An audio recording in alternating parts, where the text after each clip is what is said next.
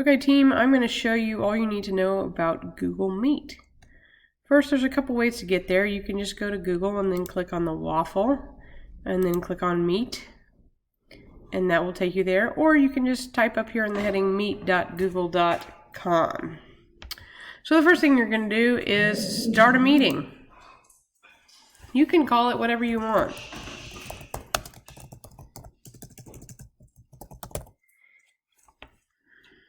And press continue.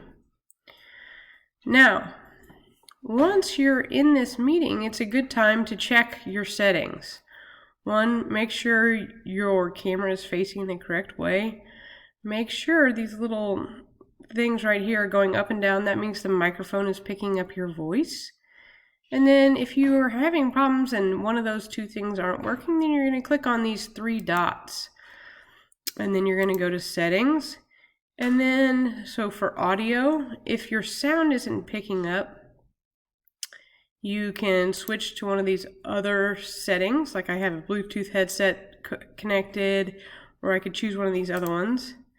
And then if your video isn't working, you're going to want to switch from maybe your back camera to your front camera so you can see your face. Once you have that all set up and you can be seen reasonably, you're ready to roll. So now if I do join now, it's going to be my face that's shared. If I do present, what that's going to do is it's going to share my screen to the meeting. So there's join is just in the video function, and present is sharing your screen. So now we're going to say join. Now, this is the important stuff. This is how you're going to get other people to come to this meeting. Okay? It's all good and well for me to be in this meeting by myself, but I need other people to come to it. In order for that to happen, you're going to need to share out this information. Okay? You could sit here and just type your entire class list, which would take forever. Or you could send out this link. And so what I recommend is you copy this information here. And then we're going to try to put everything in a common place. So if I go to my class page, okay, I'm going to put this meeting here on my bulletin board. And we're all going to try to do this here, at least as a middle school faculty. We're going to go into edit mode. Okay. And what I want to do is add the event channel. Okay, if you don't already have an event channel, you're going to use it over, you're going to grab it from over here and drag it to here. Now we're going to add an event. And this is when you want to actually have this meeting. Okay? So our first meeting is supposed to be at 9 a.m. on the 25th. Okay? We're going to call this first meeting. Okay, and in the details or in the description, you're going to copy this. Okay, this is really important that this information is included here. Oh, we also want to have a time, so 9 a.m. and maybe 10 a.m. I don't know. Here we go. And then when you have this all set up, you're going to press save. Okie doke. Now, if you had not had that channel in here before, this event channel, you remember you need to publish your changes. Since I already have that channel, publish is not an option. But now that I have this new event, let's preview the page. Ah, there it is. Events, first meeting, 9 a.m. to 10 a.m. And there's my Meet link. Okay. So from the student side, what they're going to do is copy this into a browser, and then they'll be able to join your meeting. Okay? Now, let's go back to the actual meeting format. Again, what if you start this meeting and you forgot to paste that stuff, and you're like, oh no, where's the stuff? What you're going to do is go down here. This is the information about your meeting. You're going to click on that, and lo and behold, it's still here. Okay? Now, you can do some other things. So what if you want to not have your face showing?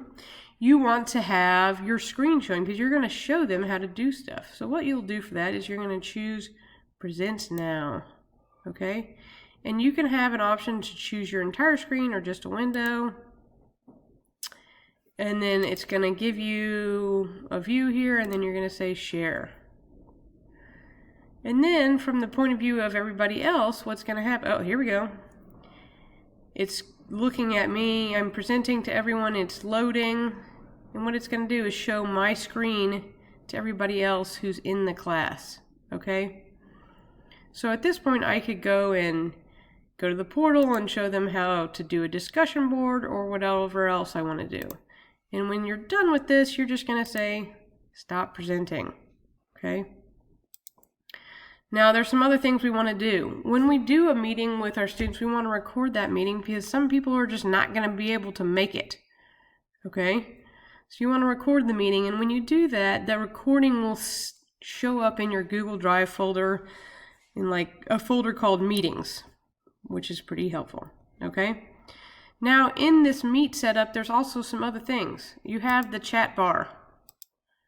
The chat bar is fantastic. Because right now, there's just me in this meeting, but if I have 20 people in this meeting, what's going to happen is it's going to look like a whole bunch of different tiles, and it can get kind of overwhelming. So sometimes what works best is if you have everyone in your class mute their microphones, like this, and you click on here, and what that'll do is make it so that we're not hearing 20 voices at the same time, or 20 backgrounds at the same time, and you can have students post questions in the chat bar, and then you can answer them in person. Okay? Another thing you can do is when you have other people on here, there's something called pinning. So you can pin a viewer to, if you want everybody to listen to one specific person as they're talking. When you're up here, you'll be able to see these bars, and you'll click on it and you say pin. Okay? As the presenter, you'll also be able to mute and unmute. You can mute other people, but you won't be able to unmute other people. So you got to be careful when you're talking to your students to make sure that they know that they are the only ones who can mute themselves, so that they're not going around muting other people and stuff like that. Now, remember, we have the chat function here. And at the end of the day, when you're all done, you're going to, just like a normal phone call, press this hang up option, okay? You could also, if you don't really want them to see your face, you could turn video off, or if it's not important for your student's face to be shown, you could have them turn their video off, and then that'll help if the bandwidth and we're having like a lot of lag. It's because we have 22 people all at the same time in here. If you have some people turn their cameras off, then they'll be able to listen and participate, but we won't have to see their faces, and that will help with some of the lag issues. So that's the main function here. There's a couple other tools you might be interested in using. Sending a meeting request via Google Meet on your Outlook is fantastic. There's a special video for that. Once you get in here, it's pretty easy. Just make sure you set your meeting norms in advance for the students. So make sure you tell the students, wear clothes, wear your uniform, don't talk over people, keep your chat super clean, stuff like that. Make sure you're really clear about your expectations going into the meeting so that you have a successful meeting.